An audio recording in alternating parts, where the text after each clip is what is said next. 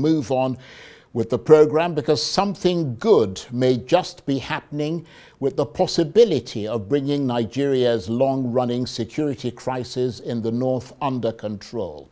As I mentioned to you just a minute ago, we've just heard that the 24 students who were kidnapped on the 17th of November from the Government Girls Comprehensive Secondary School in Maga in Kebbi State have been freed.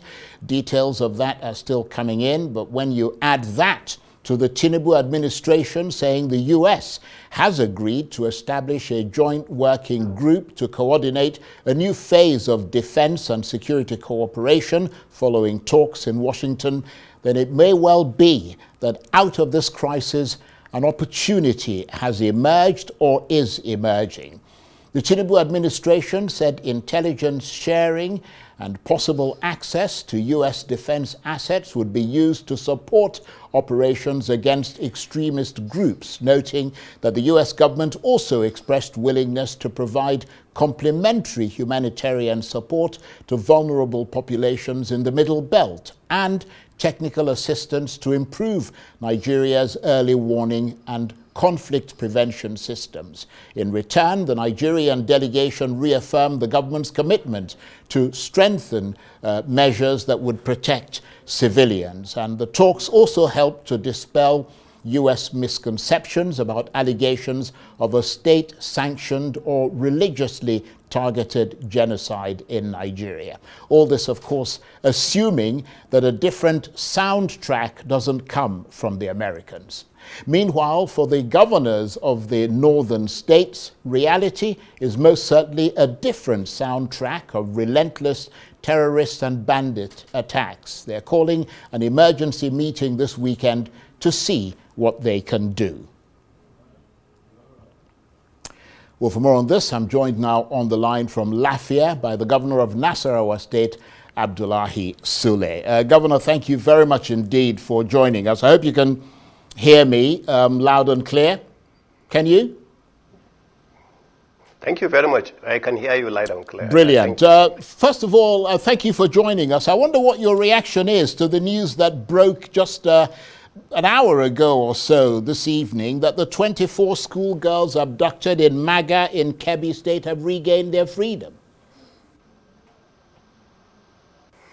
Well, it's exciting, and actually it's an opportunity to first congratulate Mr. President for the effort, because as a leader, you can understand the pressure that Mr. President has been in, since the whole idea about governance and government is actually security of the people and welfare of the people. So I want to congratulate him for this release of the 24 schoolgirls, and also congratulate my dear brother, the governor of Kebbi State, who has actually been up and going on this issue, and all the security agencies for their effort. But the biggest congratulation goes to the parents, because it's always a very difficult thing, once you are, as a parent, I do know how it goes, when you have your child being kidnapped. So the parents have to be congratulated, and we pray and hope, just like Mr. President has given the instruction, that all the other girls also will be released soon. But that's, as some would argue, that's a drop in the ocean when you look at the wider picture of insecurity across the northern region. What would your reaction be to that? Well, Rome is not built in one day, and this issue of insecurity is something that has been going on a long time ago. It's been going on, in fact, around 2009, 2010. That's when it started, and it's been going on like this. It used to be in the eastern part of the country, and then it went in the northeastern part of the country. Now it went to the northwest, before now coming partly also here in the north central. So it will go away one day. And as somebody who has worked in the oil and gas sector, I can tell you, it used to be a very difficult thing in the Niger Delta, because somewhere around 2006, 2007, 2008, kidnapping was very rampant in this, but you don't hear kidnapping anymore. Kidnapping of the expatriates working in the oil and gas sector. So it's a phase, and by the grace of God, it will come to an end also. Nevertheless, looking at what is happening at the moment, people in the northern region have had to deal with this problem, as you said, of abductions, banditry, insurgent attacks, rising insecurity generally for the past decade or more. I mean, there must be enormous amounts of frustration, not just for the people, but for you as the governor of one of the northern states. Well, so each one of us is doing his best and approaching the matter differently. We were actually away, we were in South Africa for the G20 summit when all this amount of kidnapping actually started. So that's how we all rushed back. It started with the governors of Plateau and that of Niger that rushed back. And then later on, the governor of Katsina and I also rushed back. Finally, the rest of the governors are also. So it goes that way because it's a lot of pressure on the governors that this is happening. It's a lot of pressure on the federal government. And it's also a lot of pressure on the security agencies, because everybody wants to see an end to this. But as I said, I was living in the U.S. when the U.S. was facing the Unabomber. They call it Unabomber. Actually going through terrorizing America for a couple of years, finally captured. So issue of security that happened. Right, we lost you for a bit there. Porous borders. Yeah, go on, Governor. We lost you, but I think we've got you back now. Oh, okay. Sorry about that. I say if you look at it, even in the advanced countries, I remember I was living in the U.S. when the issue of the Unabomber actually, and it took America, with all the technology, almost like 2 years, 3 years before they were able to capture the Unabomber. So, and it's the same thing, and that's just one person. So now we are dealing with several other people, who are coming, some of them coming across the borders. And the issue of kidnapping is the one that is very, very, very difficult to handle because sometimes it involves some members of the same family that actually connive with. We have seen it over and over and over here in Nasarawa State, where members of the family will actually connive with the kid, actually kidnap a member. They can get money from it. So it's a very complicated issue. But as I said, we are putting our best continuously. Let me apologize to our audience because your line broke up a number of times there, but we're going to persist with that line because of the importance of this interview with you in the context of what is going on in this country at the moment. And we understand, Governor, that the 19 governors in the northern region, including yourself, have scheduled an emergency meeting this weekend in response to the rising security crisis in the region. Apart from the fact that I would have thought you'd be doing it tomorrow, not several days hence, but what is the point of this meeting? You've had innumerable meetings in the past and nothing's changed, has it? Change. It is correct to say that nothing changed from some of. You see, our meetings are a little bit different from some of these other meetings. The meeting you are talking about this weekend was actually scheduled even before these issues started. I remember it was about 3 weeks ago, that we agreed that we are going to meet on the 29th and the 30th. But the reason why the meeting of the Northern Governors is a little bit different is because the Northern Governors do not meet alone. They meet with the traditional rulers as well. So all the traditional rulers from the 19 northern states, led by the Sultan of Sokoto, usually come in and meet with the governors. And sometimes it is very difficult to get all the most important people, majority of them together. So that's why it took this long. The first time we set up the date for the meeting, they say, well, it was going to be time actually for the 25 years of the Area Consultative Forum. Then we set up the meeting, then they say, okay, it was time that a lot of governors were going for the. Then we set up until finally we agreed on this day. So it is an emergency meeting, but in reality it was a meeting that was scheduled much earlier than the crisis that started. Right. Is it your sense, Governor, that the federal government, which has overall charge of security in this country, does not have a comprehensive strategy to deal with this issue of rising insecurity in northern Nigeria? And that is why state governments like yours are scrambling to devise a strategy. And one of those, I don't know if that's the case in your state, but certainly the governors of the Southwest have come up with the urgent demand for state police as part of doing more to tackle this problem, even though we've heard President Tinubu saying that he's authorized the hiring of 30,000 more police officers. Well, yes, you see, the Southwestern governors have made that statement, and we commend them for making that statement. But in reality, over 6 months ago, 35 out of the 36 governors already agreed and said that there should be state police. And you know, this is a matter that is also sitting with the National Assembly. I remember there was either your station or one of these other television stations where a member of the National Assembly came and was vehemently against the state police, you know, for reasons best known to him. You know, so it's not a matter just for the federal government or for the governors. It's not a matter for the executive. It also involves, you know, the legislators. So the members of the National Assembly actually have to also agree to this. So I think when the Southwest governors call on this, they are referring more to the Southwest governors agreeing to that, because majority of us have already agreed. And that is the reason why we are already doing other things, which we thought were not. We all have some vigilante groups. We have some of the other joint security task force, you know, and all those groups, we have them, but they are not going to be as effective as this. So I am also in agreement with them. We should work as hard as possible to ensure that we do have state police.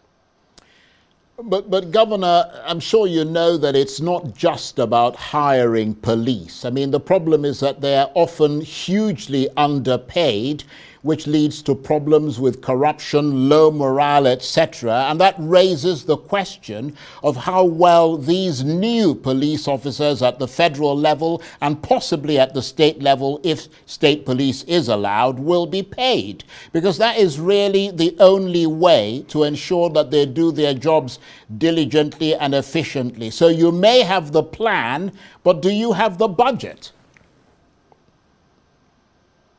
Okay, I think I will agree with you. But let me tell you one thing, because you mentioned 1,000 policemen that Mr.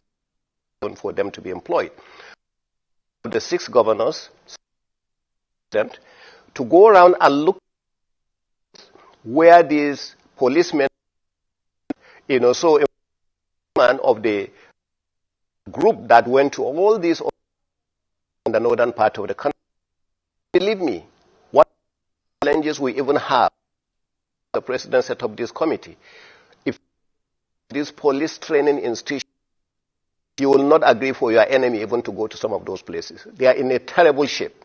So that is the beginning of the motivation. It's not even about salary first. It is about where they will be trained. You know, that is part of the problem. So that is one. Now going back to the aspect of saying that can we afford to pay them?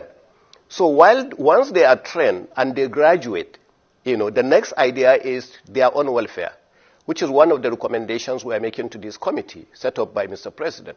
So, to NEC, you know. So the idea now is, I opposed the state police because at the time I was having difficulty in even paying salaries of the teachers. I couldn't pay my teachers. I came into this state in 2019 where local government workers were actually paid in percentages. But you know, we have since gone beyond that. Now, at the level we are, you know, we are actually making substantial amount of revenue. And with due respect, every state is doing the same thing. We are making substantial revenue that we can afford right now to be able to pay the police. For instance, in Nasarawa State, we do things according to our plan and according to our budget. So I do not have to go and hire 20,000 state policemen.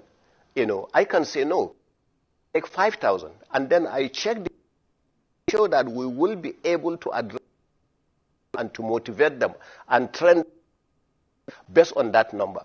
For me, it is better than hiring 50,000 policemen and I can't pay them properly. So I think it is based on every state's plan.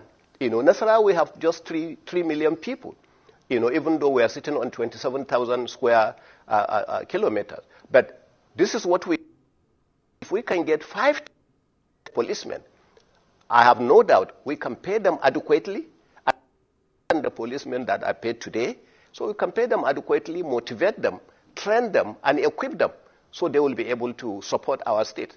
And with that number, it's more than enough, to cater for some of our own areas, because in Nasarawa, we are so lucky, we don't have this problem of children taken out of school or so. So that's the reason why we have not shut down our schools yet. Instead, what we did is that we have actually equipped some of the policemen after a series of security meetings since my return. We have sent a lot of security people, not just policemen, Army, Air Force, civil defense, to all these institutions to make that in danger. Because it's not every institution that is in danger. That's why we didn't want to shut down all our schools and actually send some panic. I just came back from South Africa, where there has been a lot of interest about coming to Nasarawa State.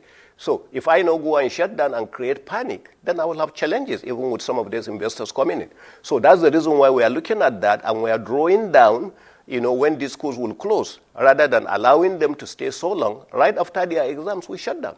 So we are taking the decisions according to what we see, and we do that only after we have meetings.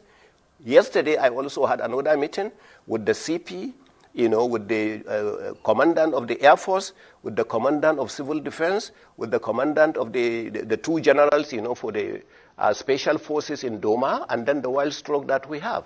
So we are and our traditional rulers as well to ensure that we do that, and the local government chairman.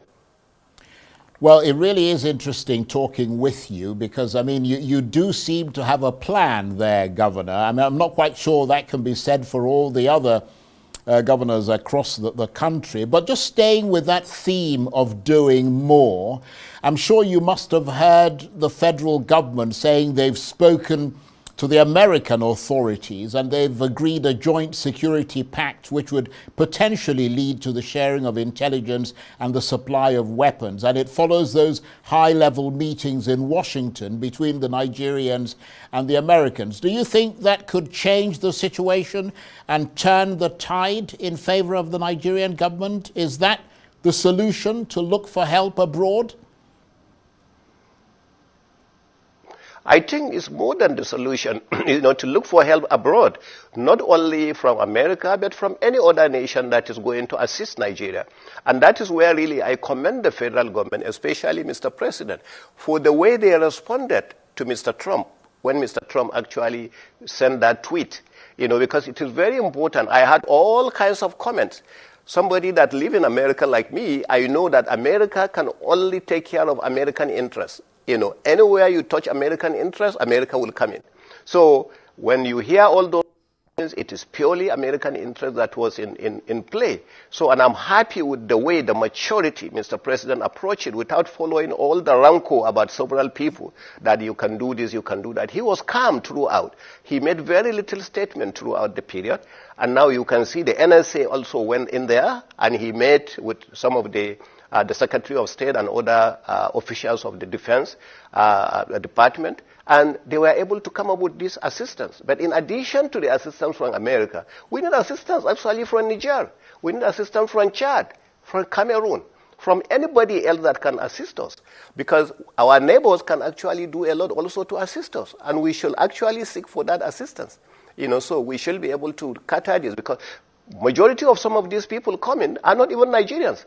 Some of them come as far as Mali, and that, so they will know how to handle some of those people better than we do. So for that reason, believe me, I welcome the idea, but I welcome the response of Mr. President, the way he handled it with calmness, with maturity, and he didn't just respond in that manner, because all this idea about, yes, China will support you, China will defend you, all that is stories. China, America, to defend Ukraine. Destroyed now many places. What is happening? So even Right. I have to say that line is. We lost the last bit of what you said, Governor, but we're coming to the end of the chat now. We got most of what you said, and it sounded like a reasonable assessment there. Before I let you go, hopefully the line will hold up. I don't know if you've seen the new report that shows that insecurity in the north of Nigeria is driving hunger levels that have never been seen before, particularly in the northeast, but also in many parts of the northwest and north central regions. It's a UN World Food Programme report, and it highlights a sharp increase in the number of people in extreme hunger in the north, rising from 30 million last year to 35 million currently across the north. What's your reaction to that? Well, I have not seen the report, sir, and it's very difficult for me to respond to that, because some of these reports, I will tell you, some of these reports are not actually as accurate as they seem to be. We were in South Africa when they were showing us some reports about Nigeria, and the report, I asked the guy from World Bank, he came from Washington, D.C. to make the report. I said, where did you get this report? Then he said, oh, this was the report 2018. I said, sir, which 2018? We're in 7 years later, you know, and you can't be giving us a report of 2018. So, you know, you come across those kind of reports, sir. So I don't know. All the state government are doing a lot, you know, as far as providing food. And I will tell you, definitely not in northern part, not in Nasarawa. The reason is because in Nasarawa state, prices of food have drastically reduced. Payment of salaries have improved. In fact, even Nasarawa state as a state, we now have 3,300 hectares of land. We are harvesting our rice, we started, and most of those rice are even going to come out in the name of Nasarawa rice, NASCO. You know, and we are going to sell that rice at very reasonable prices to our people. But generally, prices of food had drastically reduced in Nasarawa state.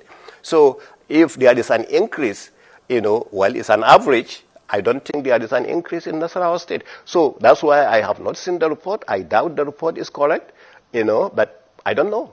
Let me put it that way. Say that perhaps more worryingly, the World Food Programme, which is very well respected, it's a UN organ, is saying that it'll completely run out of capacity to provide emergency food and nutrition assistance in Nigeria by December, which is next month.